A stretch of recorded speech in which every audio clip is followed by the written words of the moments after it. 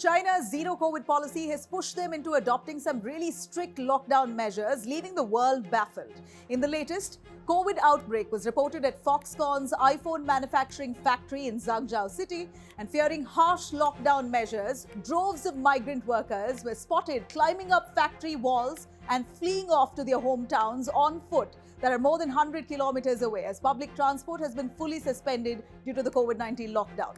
Chinese authorities have been acting unsparingly to curb COVID spread. After running out of indoor quarantine spaces, authorities in Zhengzhou have come up with outdoor quarantine chambers. These transparent tents have been set up at open grounds to restrict people from moving about, and to quell the mere thought of even leaving, authorities have mounted sharp needle-like spikes on walls across most of the factory and company buildings in town.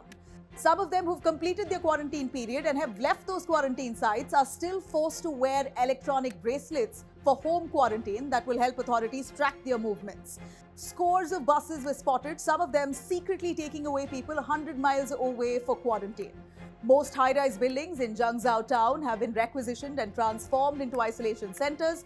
Windows to these buildings have been sealed off, fearing people may jump out. Cell phone signals have been restricted too. People have accused the Chinese government of providing them with only one meal a day, resulting in violent protests in several districts of China. A high school in central China's Henan has been locked off with students inside crying for help. In fact, students who went to school like on a regular day got stuck inside when authorities sealed off their premises after news of a minor COVID outbreak from that school emerged.